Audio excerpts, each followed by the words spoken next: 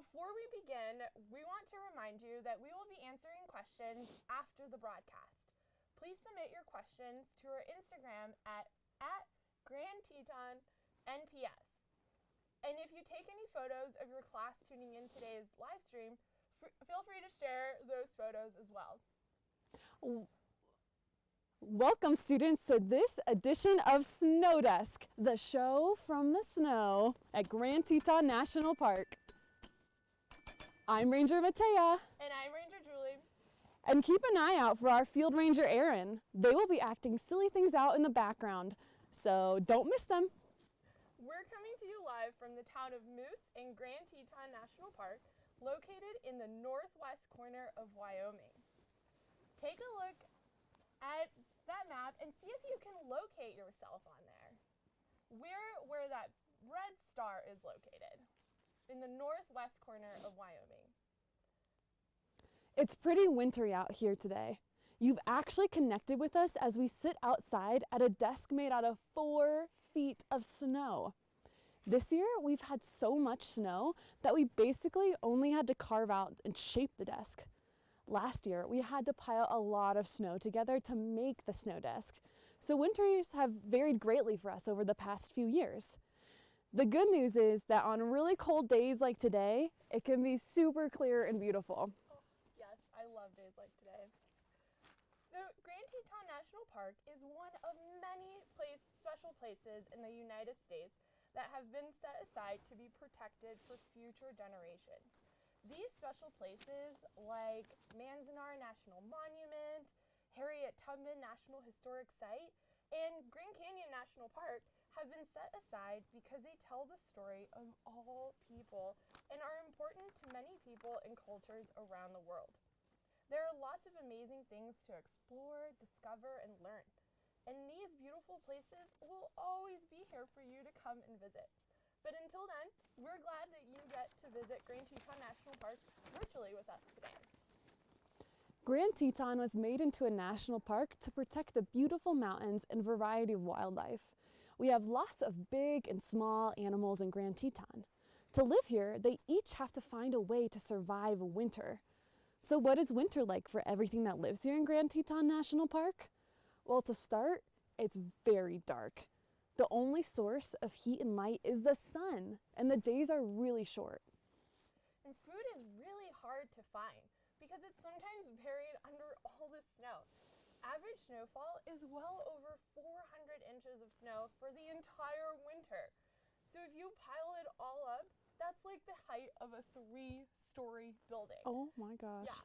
Compare that to the size of your school or your house, for example. So if you're in a 1-story school, that's 3 schools stacked on top of each other. Wow. A lot of snow. Yeah. And temperatures are pretty cold in the winter. It's been as cold as negative 63 degrees outside. That is way colder than the inside of your freezer. This morning when we got in our cars, it was negative 13. It's true. It's true. Now, winters here last up to 6 to 8 months, over half of the year. It's pretty exhausting sometimes. Luckily, I love to play in the snow. Do you love playing in the snow? Yes, I love playing in the snow. So a lot of people use this time of year to ski and snowshoe and enjoy peaceful winter hikes. I wonder if anyone else out there loves to play in the snow as much as I do. I bet there's a few people out there. Yeah. Now, there are some animals that aren't prepared to survive such long winters, so they change or adapt to winter in their own ways. There are animals, bears for example, that sleep through the winter. They hibernate. Oh, yeah, just like that. There are other animals, like the pronghorn antelope, move away for the winter. That's called migration, or they migrate. There are lots of animals who hibernate and migrate, but in today's edition of Snow Desk, we're not talking about those animals. We're talking about the animals who stay right here through the long and cold winters in Grand Teton National Park. So what's life like for them? I like to compare the life of an animal to an Olympic snowshoe race. Ooh. During a race, athletes must adjust to the snow, the cold, and the wind. Not only are you battling winter, but you're competing against other racers. Animals must survive the cold and the snow while competing for food, water, and shelter. To win a race, you must be prepared. You must be strong and determined to win and survive. Surviving the winter is like winning a gold medal. Good job, Field Ranger. What do you think? Should we give him a round of applause? I think so. Yeah. Congratulations. Good job, Field Ranger. But unlike athletes who can go home at the end of the day, kick their feet up, and eat a warm meal, animals are still around, braving the cold. How can anyone or anything possibly live here in the winter? I mean, how do they do it? They have a great idea. Snow. Snow and cold. That idea, do you want to know what it is? Yes. They deaf! Snow and cold change the way all things survive. The animals of Grand Teton make changes or adaptations in order to survive one of the hardest climates. Wow. Animals survive the long winters by adapting in 3 different ways. Follow along at home and do the motions with us. They change how they look, strike a pose, they change where they live, and they change what they eat. So, how does an animal change the way it looks? It's easier Good than question. you might think. Maybe some of the people tuning in today had to wear a coat this morning. I'm wearing 3 coats. Ranger Matea, how many coats are you wearing? At least 12. Oh my gosh. Yeah. Yeah, I believe it. Yeah. I feel my toes anymore. Yeah, no. Should have worn more. Yeah.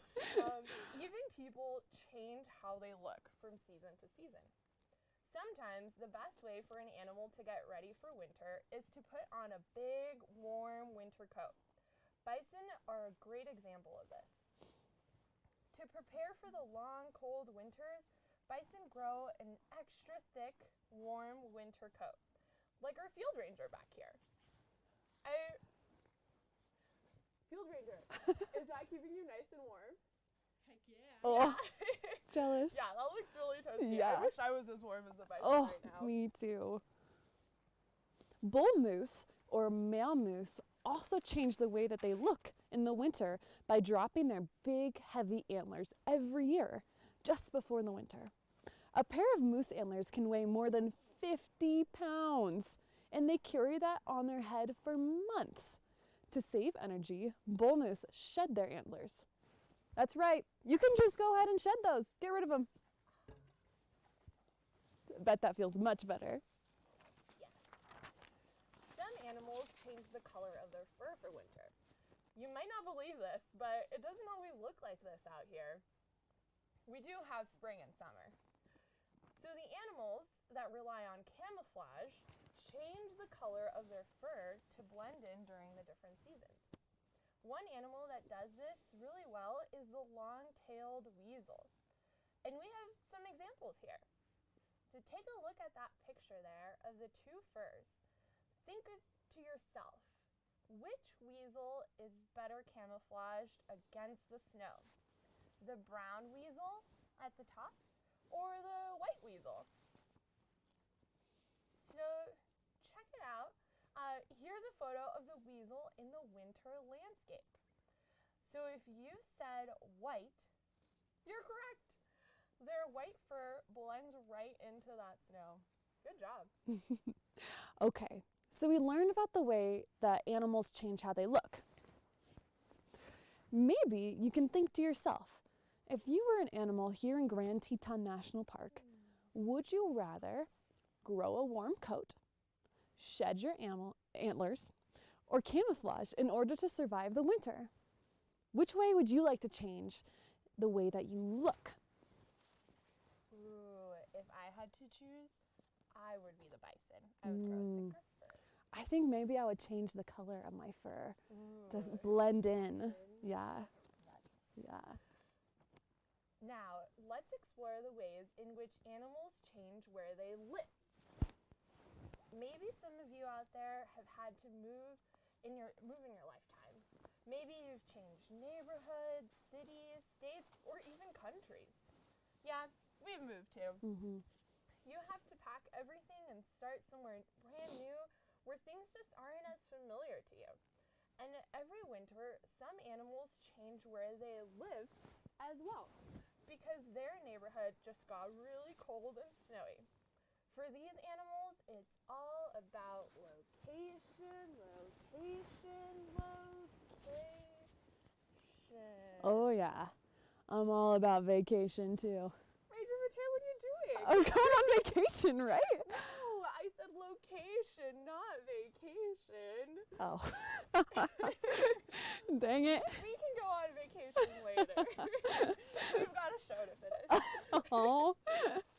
So, all right, we're still talking about the animals that stay in Grand Teton National Park through the winter, and they change where they live. They are adapted to two places. They can choose to live on top of the snow, like our field ranger back here. Look at him prancing on top of the snow. Or they can choose to live underneath the snow, like, wait a minute. Did you just see, where'd they go? Okay, No idea. well, I don't know where they are, but oh well. So, think to yourself, would you rather be an animal, or, I'm sorry, let's bring this back. So why might an animal want to live under the snow? That's a good question. Yeah, It seems really cold under the snow. it does seem really cold, but you might not realize this, but it's actually warmer underneath What? the snow. Yeah. Wow. It's a constant 32 degrees. What? Yeah, nice and toasty, especially on a Yeah. day like today. That sounds way warmer. Mhm. Maybe we should build some Yeah. snow around us. Next year. Yeah. Yeah.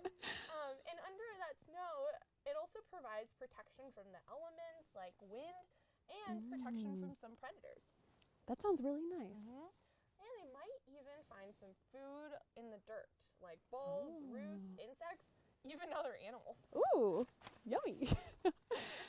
Animals like the pocket gopher have to keep moving to dig their tunnels under the snow. The pocket gopher's constant digging helps it stay warm under all the snow. If you want to do the pocket gopher shuffle with us, you'll need to stand up and run in place as fast as you can, like the pocket gopher's constant digging of new tunnels to stay warm. All right, so we're gonna do the pocket gopher shuffle for 10 seconds. Stand up. All right, ready? Go. 1, 2, 3, 4, 5, 6, 7, 8, 9, 10. Wow. I am so much warmer now. Yeah, no kidding. I can see how the pocket gopher stays pretty warm if they're just shoveling all day like that. Yeah, it's true. All right, so those animals live under the snow, but not all animals are small enough to live under the snow, right? We've got some pretty big ones out here. That is right. Many large animals have to live on top of the snow, which comes with its own challenges. Sometimes the snow can be as deep as you are tall. So with all the snow on the ground, animals have to adapt to live on top of the snow. And there are a few animals that do this really well. Yeah, the lynx, for example, has really big feet so that it doesn't fall through the snow. In fact, the lynx actually changes the size of its foot from season to season. If you want to follow along with us, you'll need to get your hands out in front and squeeze your fingers tightly, nice and close together, just like this. Squeeze, squeeze, squeeze, squeeze, squeeze. This is the size of a lynx paw in the summertime. But as the seasons change, the lynx prepares for winter by growing extra fur in between those toes. So open those fingers, spread them wide, wider, even wider. There you go. Whew. This is the size of a lynx paw in the winter. Wow. Yeah, it's almost as if they have 4 snowshoes for paws. Hey, just like our field ranger. Is that helping you stay on top of the snow? Nice. Yeah. People do this too, you know. We change the size of our feet by wearing snowshoes, skis, and snowboards to help us stay on top of the snow. Can you imagine if we didn't? We'd get stuck in the snow all the time. Like, oh, our field ranger over there, are you okay? Oh, better put those snowshoes back on. Yeah. Okay, so we learned how animals change where they live. They are adapted to life under the snow or on top of the snow. Think to yourself, if you were an animal living here in the winter, what would you prefer to do? Would you rather live above the snow like the lynx or below the snow like the pocket gopher? How would you adapt? What do you think? Which one would you rather be? It would be really cool to have a really big feet so I could walk on top of the snow like a lynx. Yes, and nice and furry. It sounds warm. Yeah. Yeah. Although underneath the snow sounds really warm too. I think that's does. what I would choose. Yeah, like the pocket gopher. So cozy. Yeah. Yeah, that's true. Maybe you can do both. Yeah. Okay, so we found a way to live with all this snow, but now you're getting hungry and you're really craving your favorite food. Why not run to the grocery store? That sounds great, right? Yeah. That makes sense. Yeah. But what if your favorite food was all sold out? Well, that's sort of what winter's like for many animals. So they have to change what they eat to survive.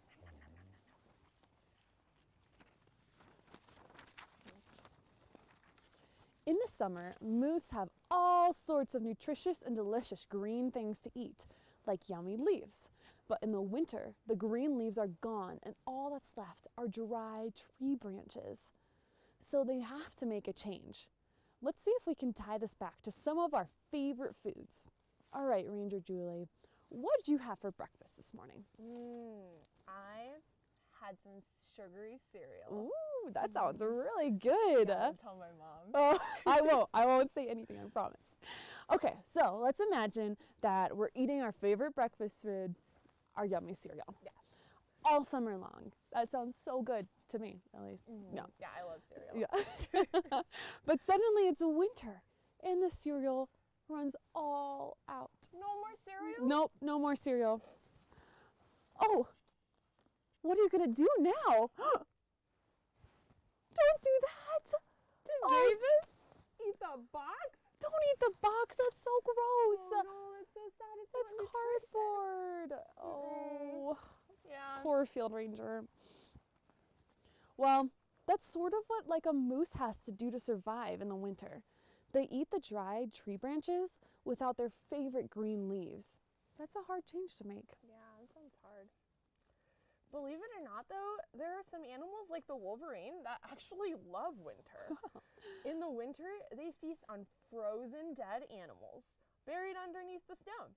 And they can smell and dig up a frozen dead animal buried up to, get this, 20 feet under the snow. Oh my gosh. Yeah. Wow. The snow acts like nature's freezer. Yeah. So, Ranger Matea, what's your favorite food from the freezer? Probably maybe frozen waffles Ooh. and ice cream. Ooh, yes. Together. Oh, on top. Wow. Yeah. Revolutionary. Revolutionary. Yes, that sounds amazing. Yeah.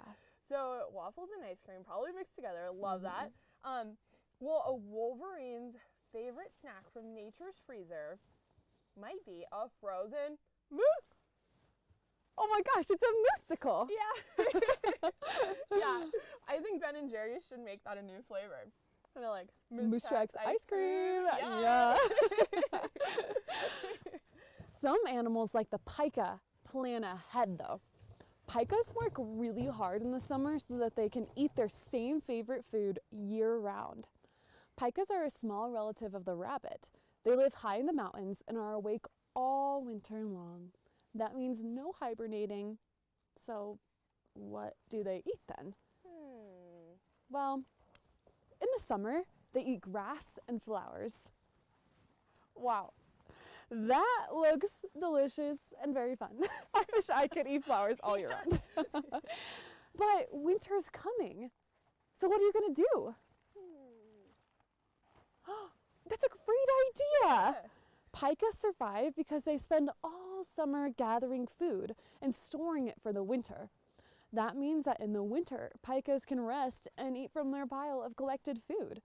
Can you believe that a little pika, the size of a hamster, can collect a pile of grass and leaves and flowers that's 4 feet tall? That's taller than this desk. Oh my gosh. Yeah. That's impressive. It was super impressive. Yeah. Okay, so now we know how some animals change what they eat in order to survive the winter. So close your eyes, friends, and think to yourself, would you rather adapt like a moose, a wolverine, or a pika?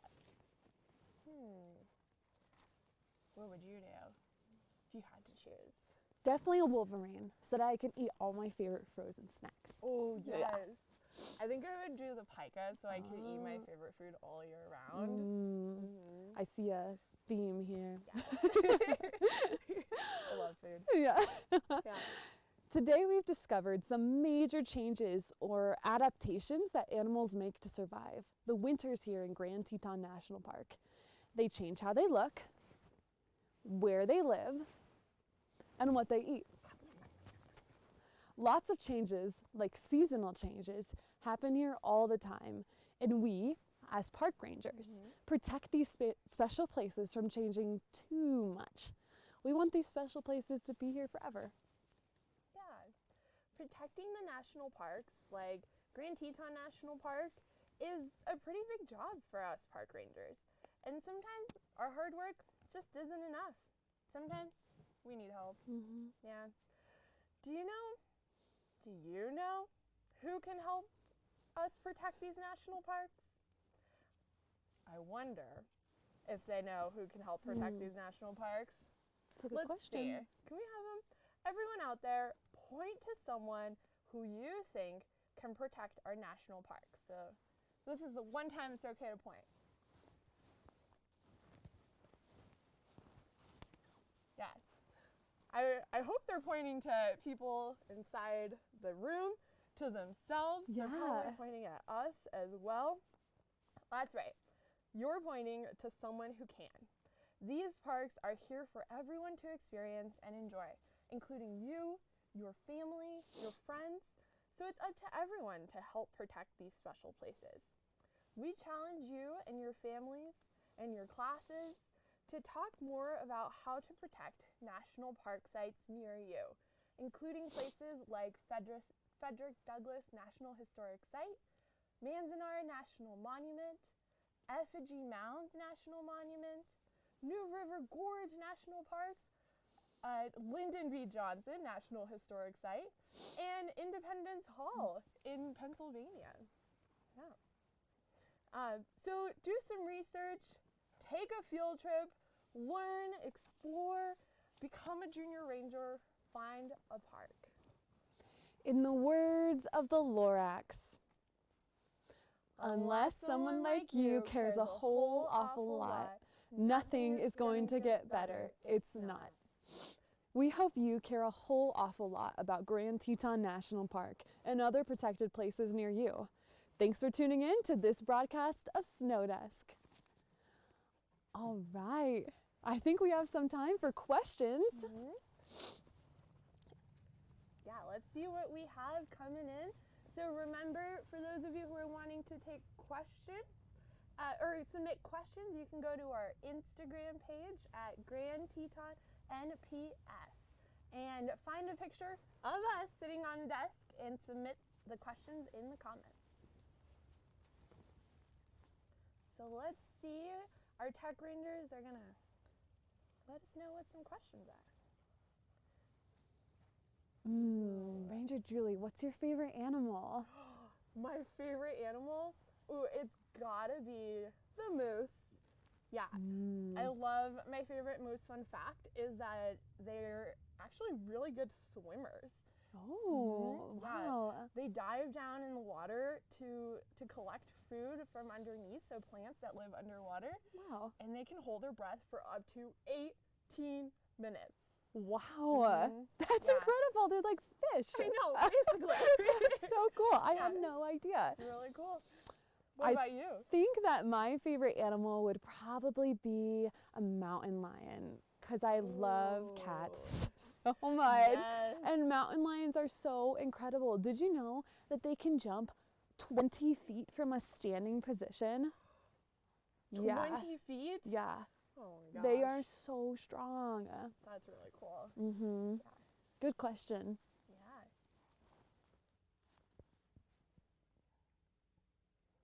Ooh, so we Ooh. have a question from Instagram, and the question is Teton sunrise or Teton sunset?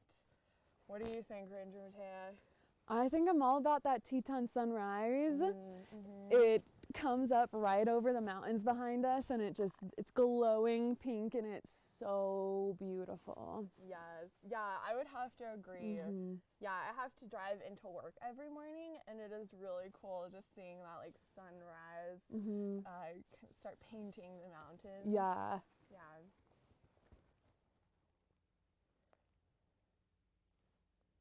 All right, let's see what our next question is.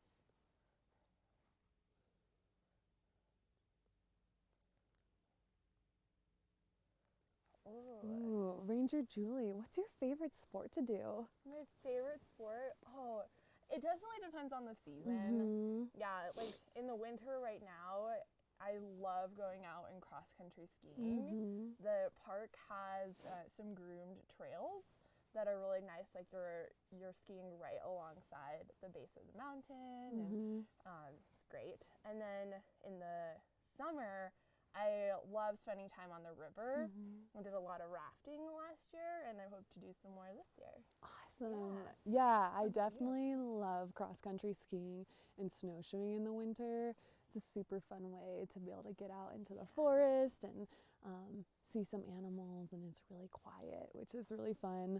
And then in the summer, I really love hiking and rock climbing here. Ooh. Yeah, super fun. Yeah.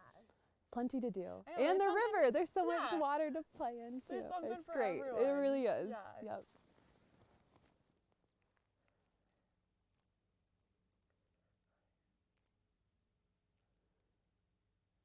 Ooh, okay. All right. So from Facebook, we have someone asking, what is the most common wild animal in the park? What do you Yes. think? What would you say? Oh, it's very exotic and exciting. You will never guess this, but it is probably a raven, I would say. Yeah. I'm sure many of you are familiar with a raven. I think we're going to try and pull up a picture of one right now. Yeah, but they're part of the corvid family, and they're really smart birds. Yes. And they're all over the place. Whether you're in the backcountry, in the parking lot, you're bound to see a raven. And they love, like, I feel like sometimes they're mocking me, like, as I'm walking in. Yeah. Yeah, they've got a really nice, like, croak to their really nice voice. croak, Yeah. yes. I love it. Ravens are amazing. Yes. Mhm. Have we ever seen a bear? Yes. Ooh, Yes. Do you want to tell them about your bear experience? Oh, yes. We have both black bears and grizzly bears here in Grand Teton National Park, one of the few places where they're currently coexisting, which is pretty cool. I think one of my most memorable bear experiences this summer was probably being out with a big group of students fourth graders, and the bear just coming right through our group while we were playing a game. Oh my gosh. And everyone stayed nice and calm and listened to directions, and they were incredible. And the bear didn't even notice us, or they acted like they didn't even notice us. So Yeah. that was really cool, though. Oh, it sounds like such a cool experience. Yeah, it was. Especially How your about you? students in a nice, safe distance. Yeah. Yeah. I think I've seen both grizzlies and black bears. One time I was out hiking by String Lake, and I had an opportunity to see one kind of from afar, like it's there, it's kind of a dot, but I still count it. Yeah. Yeah. So, That sounds nice. Yeah, being a safe distance away from a bear is great for viewing. Yes, yeah. I like to remember the rule of thumb with bears and other large animals. So if you take your thumb out and you close one of your eyes, and if you're able to cover that animal with your thumb, then you are a safe distance from them. Okay, and what is that distance approximately? Ooh, yeah, it's approximately 100 yards. Okay, so you're a couple 100 feet away from the bear. That sounds good. Yeah. Bring binoculars. Yeah. Yes.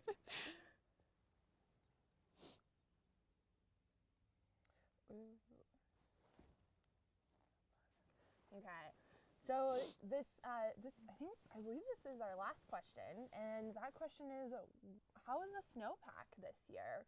And we've been getting a lot of snow, so it's slightly above average this year, which is really nice. So remember when we were describing like how we built the desk, we were able to mostly just be able to carve it out this year. Yeah, yeah.